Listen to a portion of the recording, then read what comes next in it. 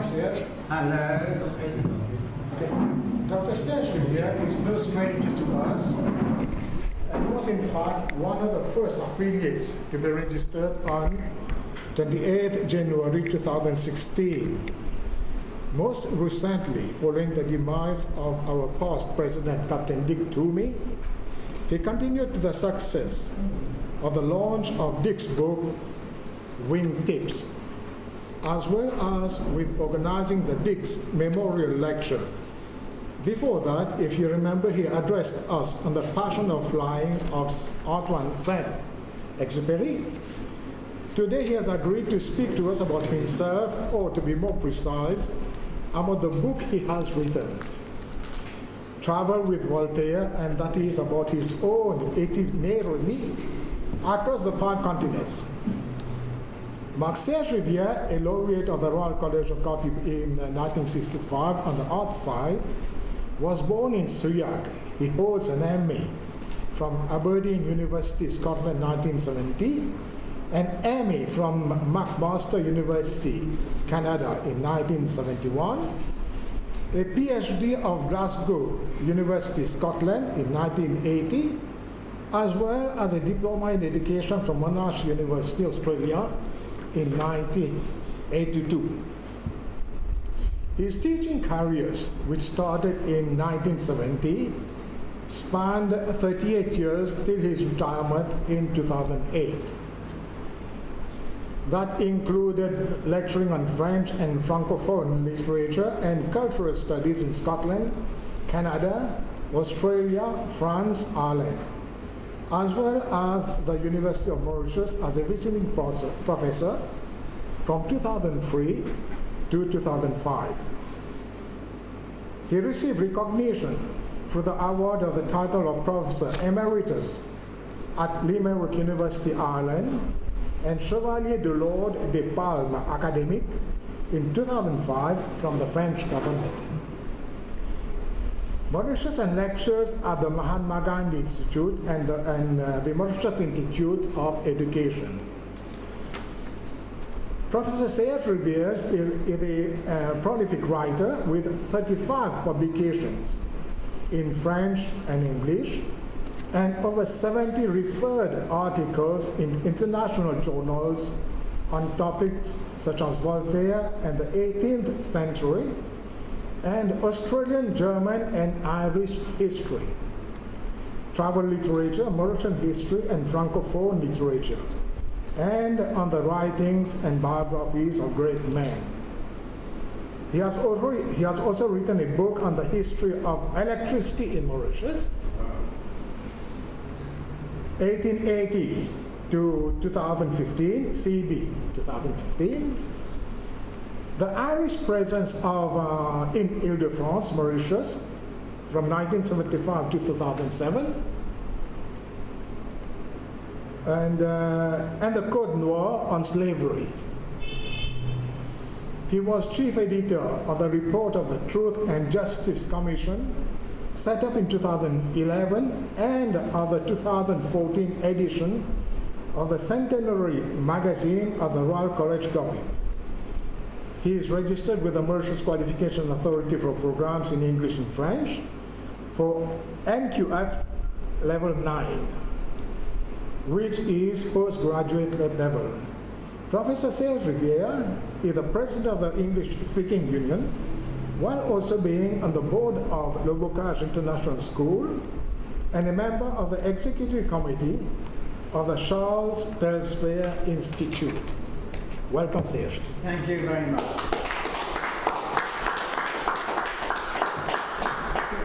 Just one addition. He is the link between us and the family of Captain Dick.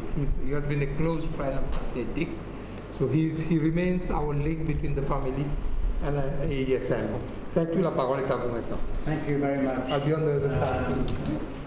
Thank you very much for Xian for such a nice introduction. I must first recognize the decoration awarded to Mr. Raj Prayag, GOSK. I'm most impressed and well deserved. I would like also to recognize the President, Jagadish, who is unfortunately sick. He's a fellow old royal and therefore highly respected on the WhatsApp circuit. And I read his comments that often go into page after page on WhatsApp. I would like to recognize the presence of Mr. Dr. Malu from the Rajiv Gandhi Science Center. And fellow AESM members, all protocol observed, ladies and gentlemen. I'm really privileged and honored to be given a chance to speak about this book and to tell you in 5 or 7 minutes how this book came about and what is in it. In February 2020, at the beginning of the first confinement, I was, of course, at home, bored, not having anything to do, and therefore I underwent a moment of what I call epiphany. Epiphany, that is, I realized my life could be cut short at any time. This happened especially after the death of the doctor in flak. Remind me, please, Dr. Bruno. And I realized at the age of 73 that I had left a lot of books, a lot of referee journal articles, but nothing that my children, my wife, or my friends could put together to say this was what he has done with his life.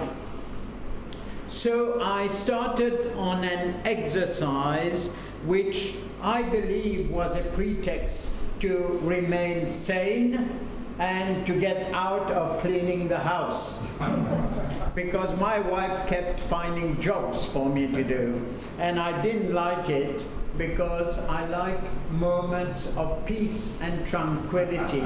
I would have been a very good pilot, because if I'd flown 12 hours without saying very much and thinking, I would have been extremely happy.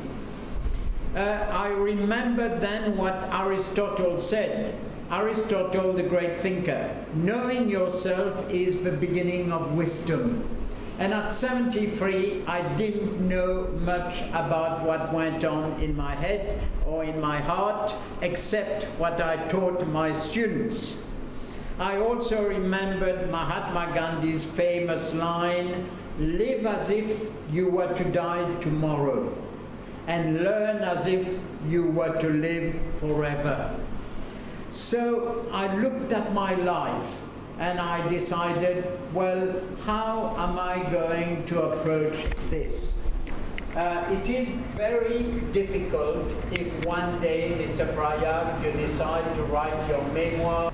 What is private belongs to not just yourself, but your friends, your children, your family, your wife. And what is public is what people have seen for a long time, therefore they could get bored with it if you repeat it. So I decided to simply put down what came into my head and into my heart. And I decided on a chronological and thematic approach. My chronological approach would be in chapter 1 to talk about my childhood in Beaubassin, when from 1947 to 1958 I lived there in La Rue Téléphone, what is now Charles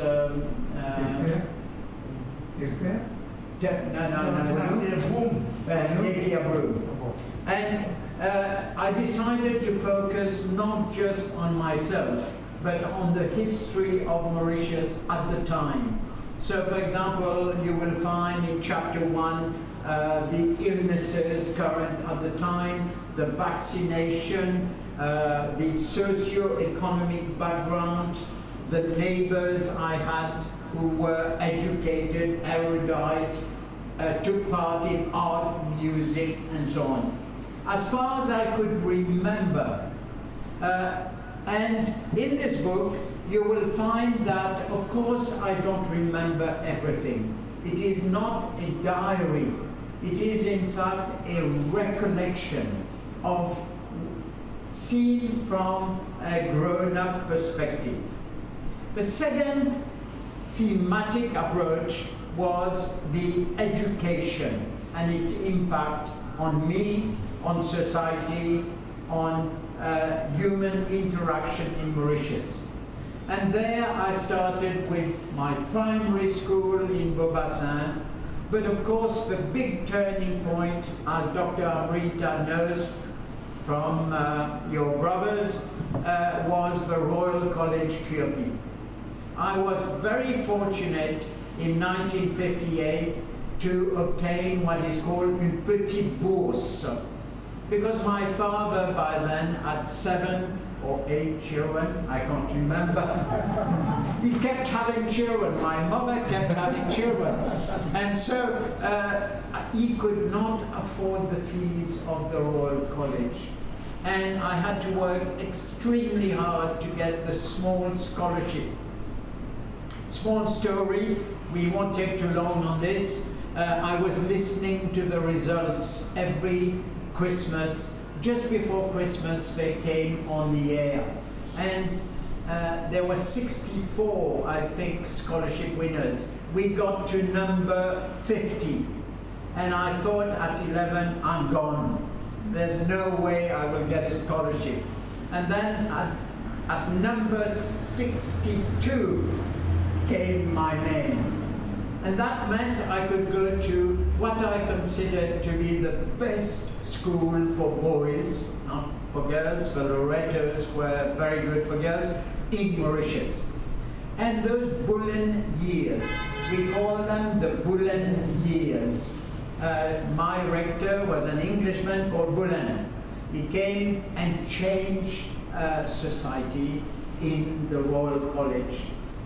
We had a uniform, we had clubs, we had activities, including aeronautical activities, diving activities, engineering activities, clubs.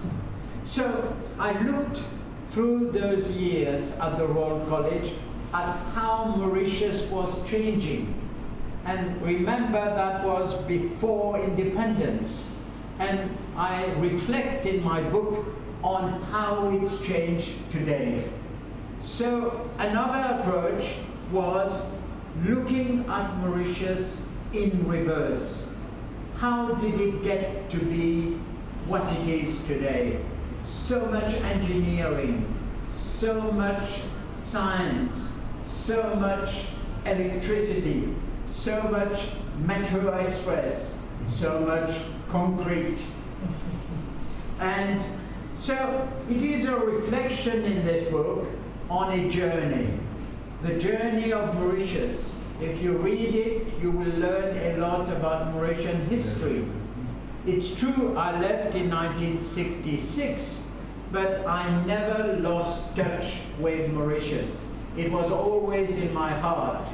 And I wrote to my parents, mother, 1 letter, father, 1 letter, every week whilst I was an undergraduate in Scotland. And I received 2 letters every second week. So it's a reflection on the journey of Mauritius. It's also a reflection as in meditation, on what's happened to me. Because when I look at the chapters, Doctor, there's 1 chapter on Canada, there's 1 chapter on Scotland, a chapter on Australia, a chapter on Ireland, a chapter on, many chapters on Mauritius and elsewhere. And therefore, it's a process of self-investigation, finding out what motivated me from being a small Creole boy in a very poor family of 10 children to become an academic. And I can tell you what motivated me. It was passion. It was the passion you have for engineering, Mr. Prayad. It's a passion you, Dr. Malou, have for science. I could not let go of a subject once I got started. So, for example, I'll take a very small example. I came to Mauritius in 2003, and I discovered a character called Matthew Flinders. Do you know that when I was 19 and left Mauritius on a boat, I knew nothing about the monument to Matthew Flinders, which is at La Marie. And yet, every weekend I'd ride my bike past it. So I didn't know about Matthew Flinders, that he had been kept in captivity for 6.5 years under General Ducamp from 1803 to 1810, because General Ducamp thought that he was a spy. But he was simply a man who had charted the coast of Australia. Australia would not have its name Australia without Captain Flinders, Lieutenant Flinders, because he charted the east coast of Australia.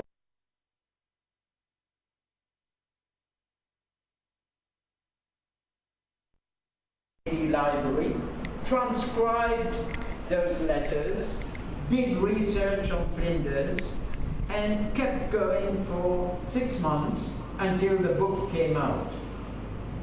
I have just done the same for another manuscript in the Carnegie, and it's a voyage in a sailing boat from Brest to Pondicherry, back to Mauritius. That boat brought General Ducamp to Mauritius. The hard work of transcribing somebody's handwriting when it is 200 years old is very, very hard. I call it le travail d'un bénédictin. You have to be a Benedictine monk to do this. So that's what I'm talking about, the passion for your subject. My passion was for a man called Voltaire. And when I asked my students in Australia, do you know anything about Voltaire? They put up their hand. One person said, oh, I know him. He invented electricity. I said, no, that's volts. Nothing to do with Voltaire. And they knew nothing about Voltaire. And yet Voltaire is one of the greatest thinkers the world has seen. Let me tell you just one thing. There was a great writer called E.M. Forster, Passage to India, he wrote. And he said, name 2 individuals you would like there at the last judgment to defend you if you've done wrong. What are the 2 writers you would like? One, he said, will be Shakespeare, because he's a creative genius. The second, he said, will be Voltaire, because he has a critical genius.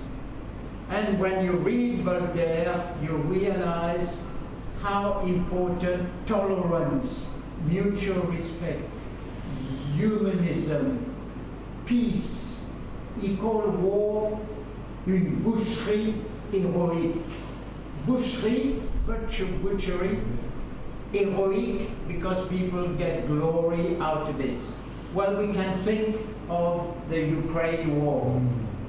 Voltaire was in the middle of the 7 Years' War between Prussia and France, and he wrote Une boucherie héroïque. So I came to learn about Voltaire, and I read his works, and I did a PhD on him, and I think to myself today, do we need to read Voltaire? And I ask the question in this book. Of course we do, because reason, as Voltaire said, is the key to solving any problem. And who's going to solve the problem of Ukraine-Russia? What is going to solve the problem? Reason, the age of reason.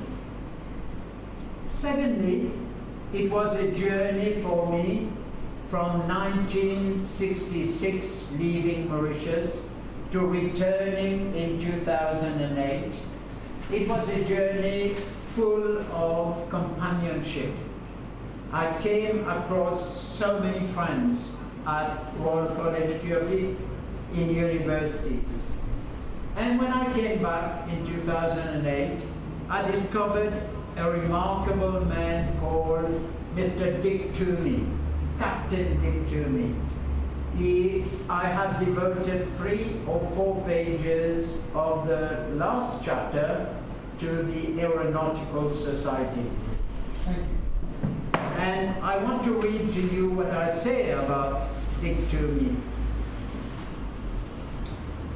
I said, I became well acquainted with Captain Richard Toomey, this is in the book, who founded the Aeronautical Society with Dr. A. Sadu in 2013. Dick, as he became known to his friends, was an extraordinary man, one in a million, who impressed me by his gentle manners, his innate charm. He was also one of the most intelligent men whom I have ever met in my long career. He convinced me to join the society and give a lecture on Antoine de Saint-Exupéry, a book that Vol de Nuit that I had not read since SC at the age of 15. So, in this book, I see my life as a mosaic with little parts coming together. If you remove one part, it falls apart. And Dick Toomey was one of those parts. So sometimes they are quaint, extraordinary, extravagant people. Sometimes they are ordinary, lovable people like my parents. Others are remarkable human beings I've met in Oxford, in Cambridge, in Australia. They are mentioned in there because my work, I thought, should be what I call un devoir de mémoire. It should be a recollection of those who have played a part in my life and a part in humanity. So, Mr. President Anand, thank you for giving me a chance to talk about the book. There is a lot to get out of this book. You can read small parts at a time.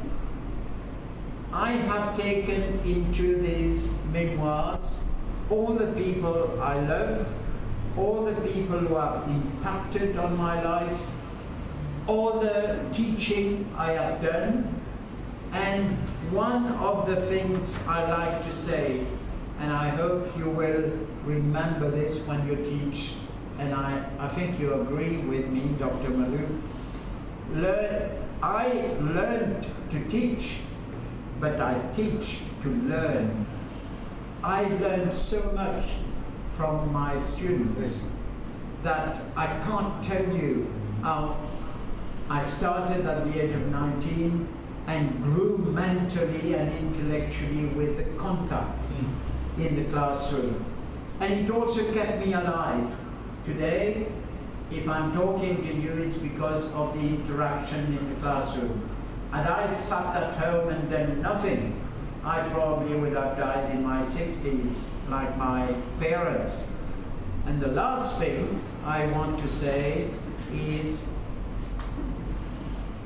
the main thing that kept me going was a sense of humility. You need to be humble. The greatest scholars in their fields, Einstein said, I am not intelligent, I am just curious, and I am humble enough to admit that I don't know enough. And said, Sir Isaac Newton said, how much do I know? How much is there to know? There is so much to know. And this humility is a sign that you want to learn, you want to go forward, you want to interact, there is more to do, you are not static, you are dynamic.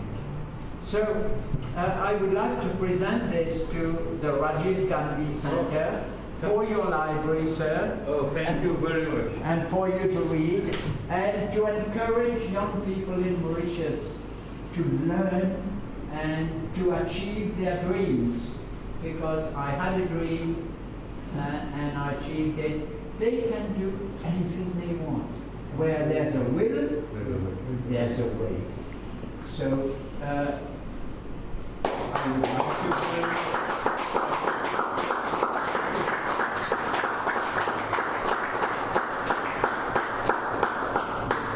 to thank you very much. And the command factors again did for me.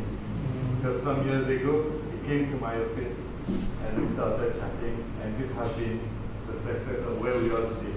And I wish the collaboration just keep on flourishing, and with your support, with brilliant ideas. I totally agree with what you say. And I think the more you climb the ladder, the more humble you have to become and be example for society. That's the word. Thank you very much. And thank you. I would also like to sign a book for GOSK. So, for you and your wife, Raj, I've known you for a while. I simply sign it because it's worth more money if I don't sign it. That's true. Sorry, we also put it in a magazine of the arguments. There are several pages on the history of electricity in there. Wow. So that's my claim to being a scientist. Thank you, Mr. Kino. That was not planned. Good evening again, colleagues and friends. Allow me, first of all, to congratulate again Mr. Prayang for his national recognition. Mr. Maru, welcome to the club, and congratulations to you as well as honorary member of the ASM. And last but not least, thank you, Professor Rivière, to make time to present your passion. We could feel it. So thank you again, everyone. Thank you.